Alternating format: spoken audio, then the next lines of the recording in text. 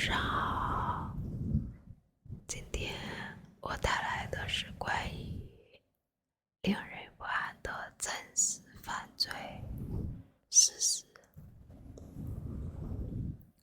日本2017年的秋天，一起令人毛骨悚然的案件震惊全国。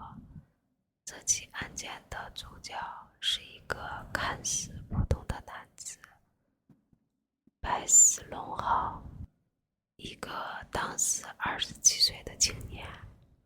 他的外表平凡，甚至看上去有些温和，然而就是这样一个人，在短短3个月内残忍杀害了9条人命。他的作案手法令人胆寒，但更可怕的是，他的猎物并非随机挑选，而是精心筛选的。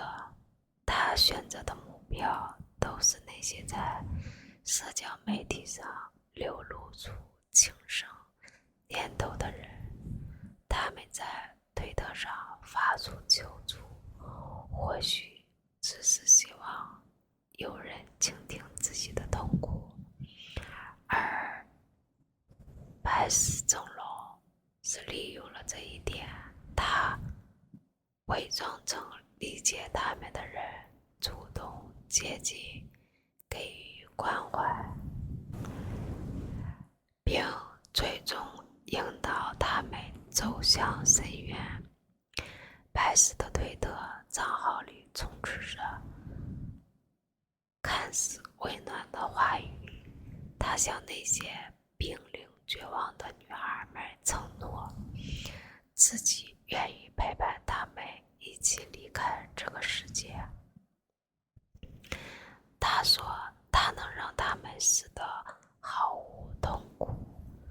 正是这种危险的公明，让不少女孩选择相信了他。受害者们来到他的公寓，或许带着一丝期待，或许只是想找个可以倾诉的对象。然而等在他们面前的并不是温暖，而是彻骨的恐怖。白石会在他们毫无防备时将其勒死，甚至在受害者失去意识的瞬间，他脸上还挂着微笑。更令人发指的是，他不仅仅满足于杀害这些无辜的生命，他还对尸体进行残忍的处理，将其肢解后藏匿于自己的公寓里。案发时，警方进入他的房间，迎面而来的是浓烈的腐臭气味。房间里摆放着多个冷藏箱，里面竟然存放着人体的残骸。这不仅仅是一个杀人案，而是彻头彻尾的屠杀。白石的罪行之所以能够持续进行，是因为他的作案方式极为的隐秘。他的受害者大多与家人关系疏远，在失踪后几乎无人察觉。而对于那些被害的女孩的家人来说，直到警方的通报，他们才意识到自己的亲人已经遭遇了无可挽回的厄运。然而天网恢恢，疏而不漏，最终警方凭借一名失踪女孩的线索，将白石龙号逮捕。在审讯中，他对自己的罪行供认不讳，甚至毫无悔意。他冷漠地表示自己并不后悔，因为这些人本来就像是2020年白石龙号被正式判处死刑。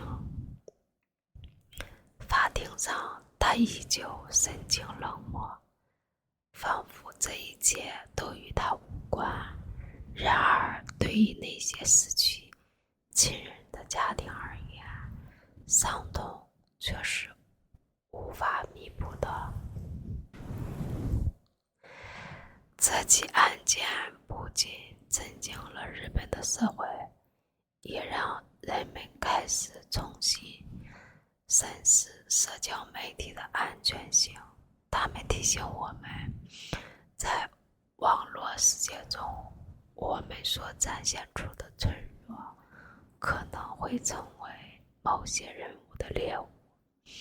一个看似关心你的陌生人，可能正是潜伏在黑暗中的恶魔。如今，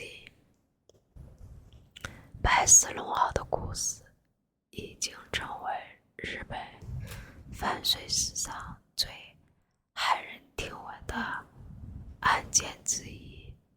但在这个信息爆炸的时代，仍有许多像他一样的掠食者潜伏在角落里，等待着那些在夜晚独自哭泣、渴望被理解的人。所以，如果你感到孤独，请一定找到真正值得信赖的人倾诉，不要让恶魔趁虚而入，因为有时候来自黑暗的温柔才是最致命的陷阱。2003年，中国浙江温州市一起骇人听闻的连环谋杀案震惊了整个社会。陈云峰这个名字，或许许多人从来没有听说过，但在犯罪的史上，他的罪行却留下了难以磨灭的印记。他的目标是一群社会最底层、最不被关注的人——垃圾收集者。4条生命在他的手中悄悄消失，而他的动机仅仅是经济利益。温州市的街头巷尾垃圾收集者是最不起眼的群体，他们穿梭在大街小巷，靠回收废品为生。他们的消失起初并没有引起太多人的关注，直到有人开始察觉一些熟悉的身影渐渐从人们的视线中消失。2003年初，警方陆续接到失踪报告，家属们焦急地寻找他们的亲人。然而，由于这些受害者大多是流动人口，信息难以核实，案件一度陷入了僵局。陈云峰正是利用了这些人的社会地位低下、缺乏关注这一点，设计了一系列的阴谋。他会在街头寻找那些独自行动的垃圾收集者，假意以高价收购废品、提供工作机会等借口，将他们骗回自己的住处。受害者进入他的房间，他们迎来的不是希望，而是死亡的阴影。陈永峰以极端残忍的方式杀害他们，并且在杀害后将尸体直接分批丢弃在城市的不同的角落。2003年7月，温州市警方在城市不同的地点发现了数起肢解尸体，尸块的发现地点遍布整个城区，有的被丢弃在垃圾桶里，有的被遗弃在河道旁，甚至有些被隐秘在废弃的建筑物内。通过 DNA 的检测，警方确认这些尸块属于不同的受害者。随着调查的深入，警方最终将目标锁定在了一名可疑男子的身上——陈永峰。陈永峰的落网源于一名侥幸逃脱的垃圾收集者的。这名幸存者在被陈永峰诱致住处后，因寂静察觉到不对劲，及时逃脱并报警。警方随即展开调查，在陈永峰的住处发现了大量令人不寒而栗的证据，包括沾满血迹的工具以及属于受害者的物品。2003年年底，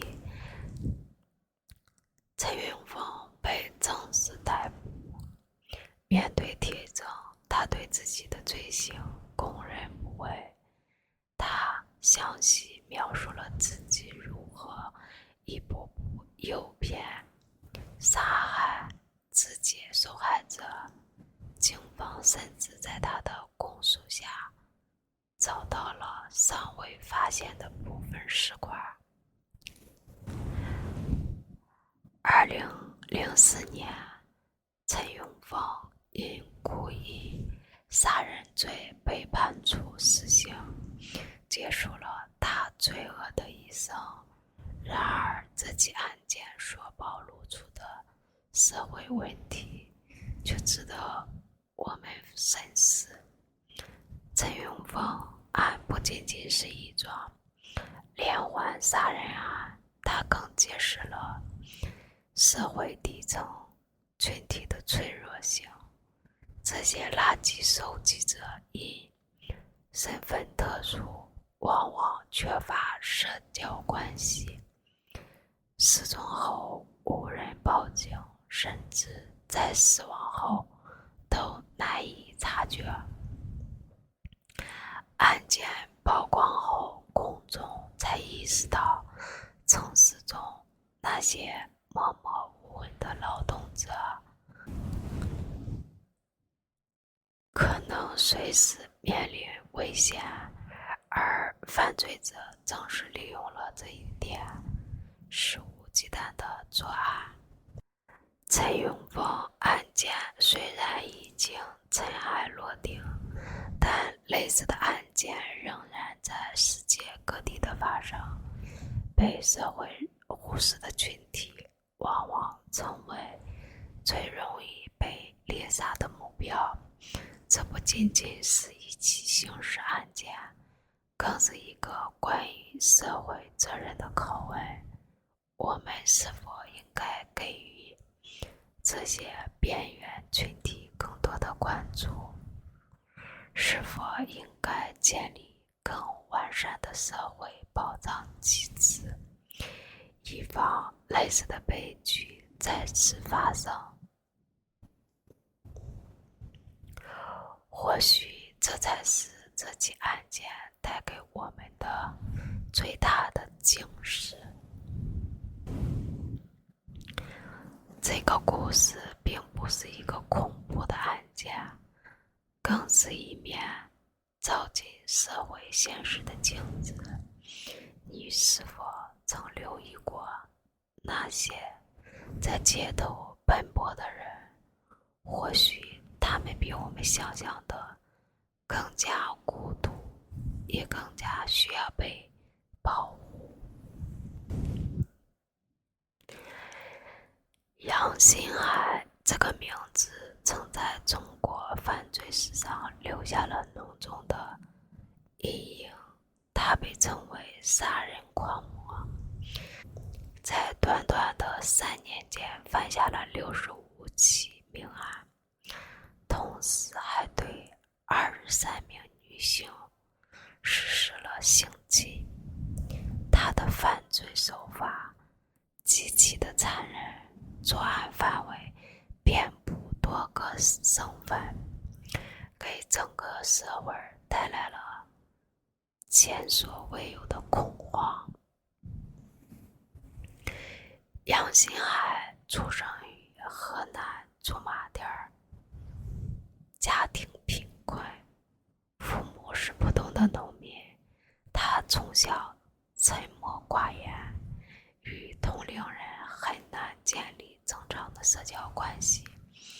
由于家庭艰难，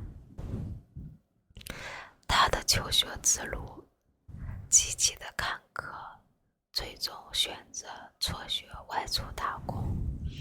然而在外地闯荡的经历并没有让他变得坚强，反而使他养成了孤僻冷漠的性格。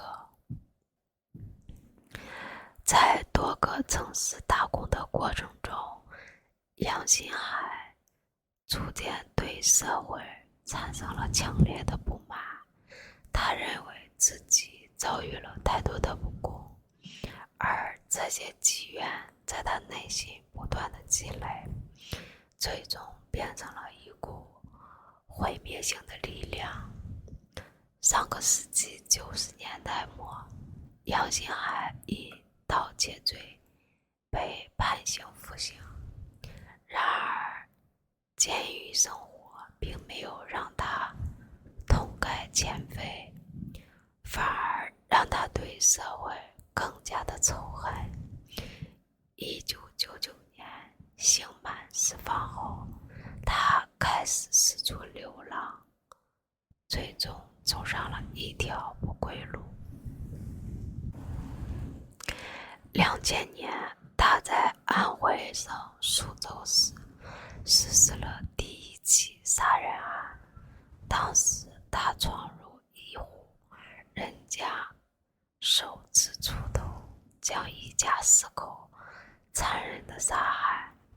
警方起诉认为这是一桩入室抢劫案，但由于杨新海并未留下明显的线索，案件一度陷入了僵局。此后，杨新海的杀戮行为变得更加频繁。他在河北、河南、山东、安徽等多个省份川流作案，每到一个地方就随机选择目标，毫无规律可循。他的作案手法极其的残忍，通常会在深夜闯入受害者家中，利用锤子、铁棍或者锄头等工具进行袭击。更令人发指的是，他在杀害女性受害者前，往往会对他们实施性侵。这种极端的暴力行为让警方意识到，他们正在追捕的是一名极端危险的连环杀手。由于杨新海的作案地点遍布多个省份，且行踪飘忽不定。警方在最初的调查中遇到了其他的困难，然而随着案件数量的增加，专案组逐渐发现了一个关键的线索。首先，作案工具的相似性让警方怀疑这些案件是同一人所为。其次，幸存者的证词也提供了一些有价值的信息。他们描述的嫌疑人的年龄在30岁左右，身材偏瘦，喜欢戴帽子。在警方的不断努力下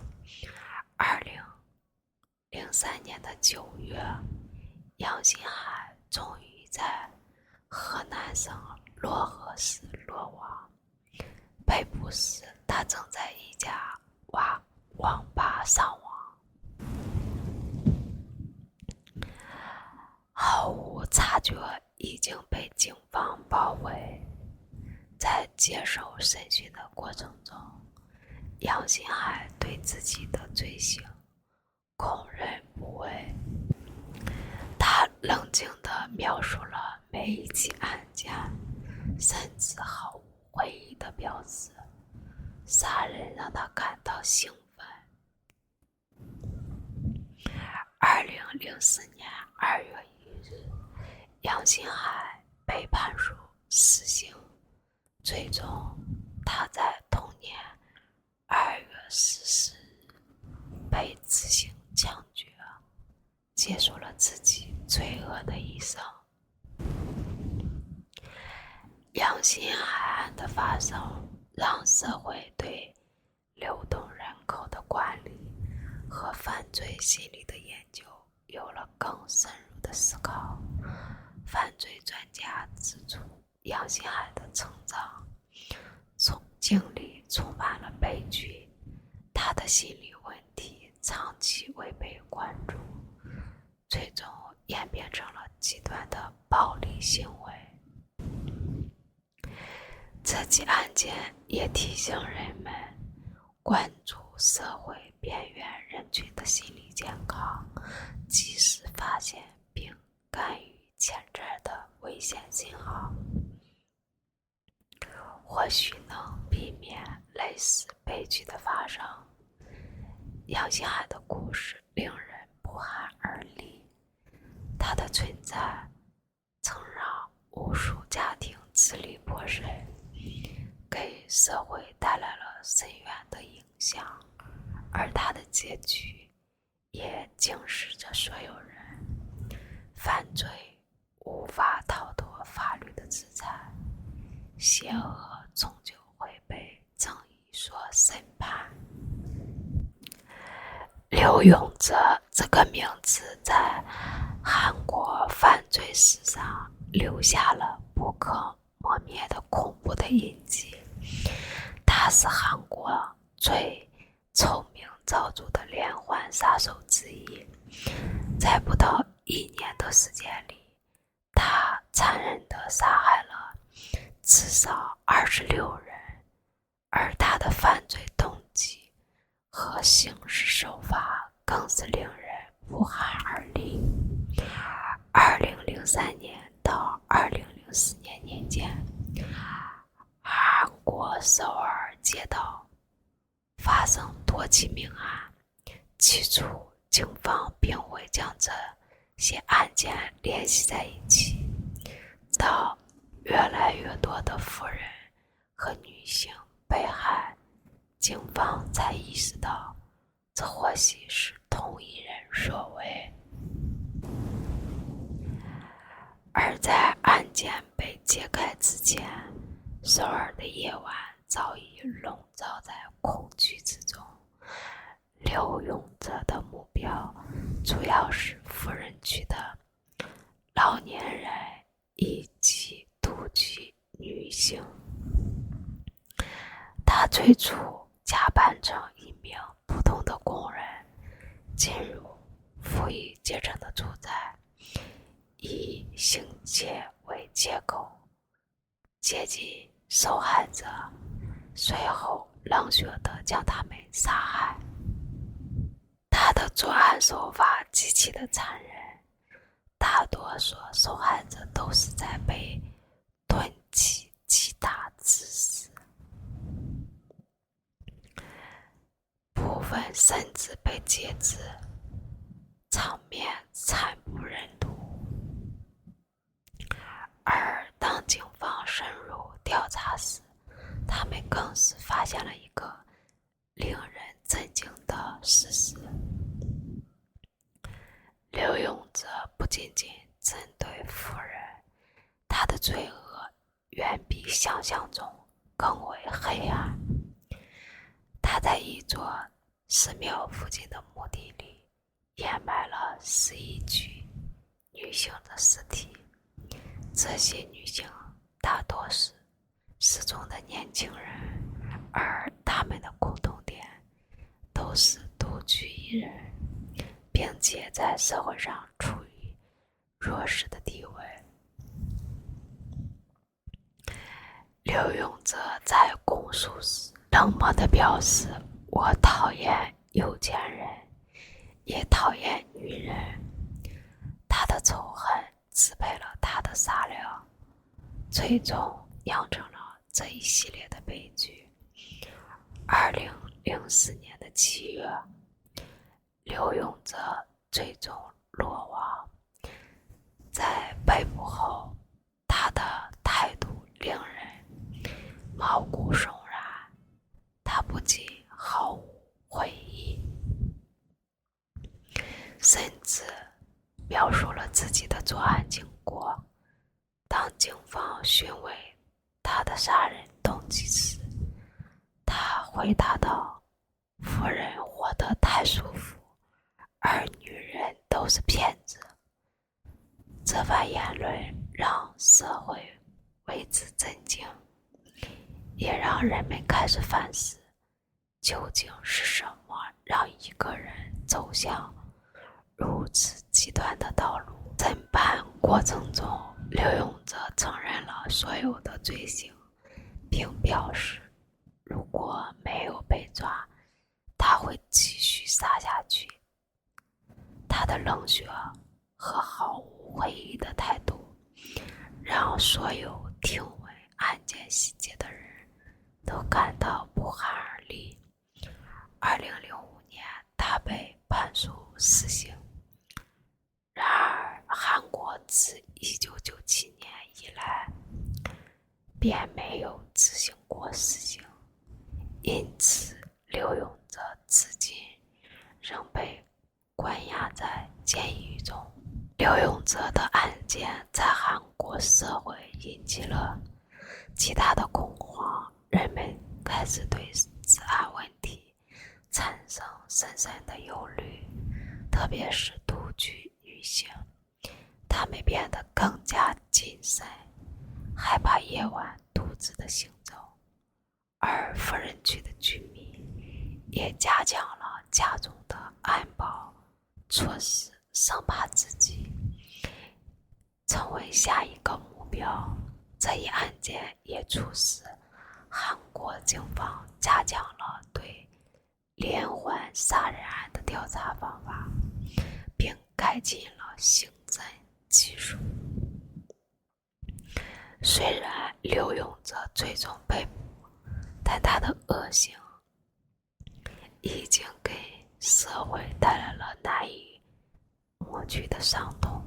在犯罪心理学界，刘永哲被认为是典型的反社会性连环杀手。他对社会抱有极端的仇恨，并且在犯罪过程中没有丝毫的怜悯之心。他的案件成为了研究韩国犯罪心理学的重要案例，也让人们更加关注社会边缘群体的心理健康问题。最终，刘永哲的案件件不仅仅是一起骇人听闻的连环杀人案，更是韩国社会的一面镜子，营造出了当时社会的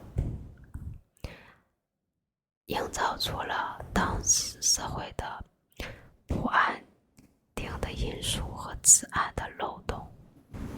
他的名字至今仍然是韩国犯罪史上最令人毛骨悚然的存在。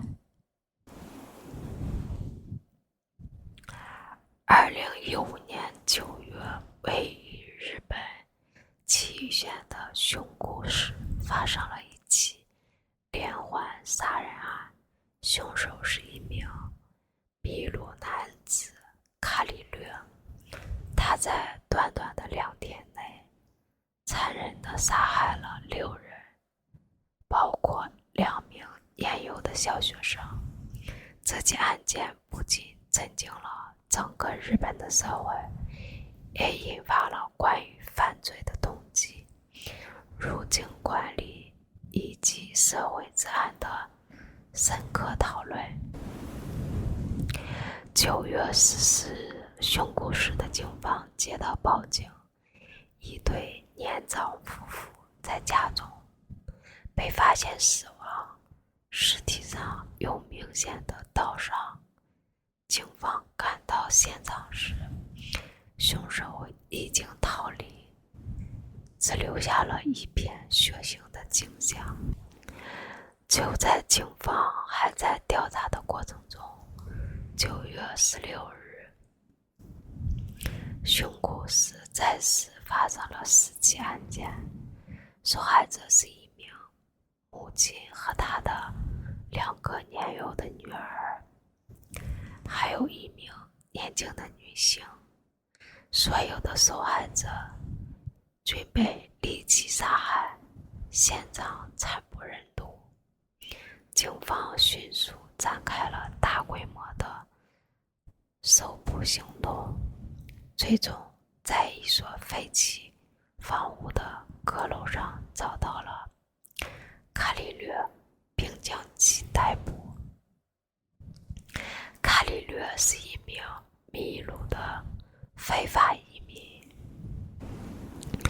之前因为多起盗窃和非法入境的行为而被警方关注。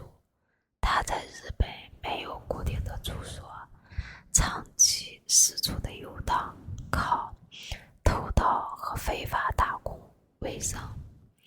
在审讯过程中，卡里略对自己的罪行供认不讳，并声称他的作案动机是抢夺钱财。然而，警方在调查中发现，受害者家中的财物并没有明显被盗的迹象，因此他的真实动机仍然充满了疑点。卡里略的杀人对象并没有固定的模式，他既杀害年长的夫妇，也杀害年轻的母亲和儿童。这种毫无规律的杀戮方式让人感到极度的不安。在所有的受害者中，2名年幼的女童最让人心痛。她们原本应该拥有无忧无虑的童年，却在自己的家中遭遇了如此可怕的命运。事实上，在第2起案件发生前，警方已经知道卡里略的行踪，但由于情报上的失误，未能及时阻止他的进一步的杀戮，这引发了日本社会对警方应对能力的广泛质疑。卡里略的身份引发了日本移民政策的思考，许多人质疑像他这样有犯罪前科的非法移民为何能够长期在日本活动而违背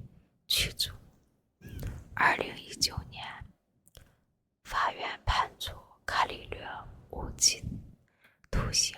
虽然检方曾要求死刑，但由于卡里洛在审讯过程中展现出的精神不稳定的状态，最终未判处极刑。然而，这起案件的影响远未结束，许多日本民众开始对外国人的犯罪行为产生恐惧，甚至导致部分地区对外籍人士的歧视现象加剧。同时，日本政府也加强了对非法移民的管理，试图防止类似的案件再次发生。熊谷市的2万杀人案不仅是一起普通的刑事案件，它反映出了社会治安、移民管理、警察执法等多个层面的问题。每当人们回顾起这起案件时，都会对无辜失去的生命感到无比的惋惜，同时也会对社会安全提出更高的要求。最令人痛心的是，那些原本应该在学校里无忧成长的孩子，却在自己最熟悉的家中迎来了最恐怖的结局。这起案件提醒我们，世界并不总是安全的，真正的恶意往往就潜伏在我们身边。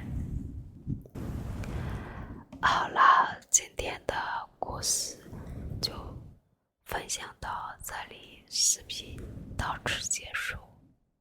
祝你晚安。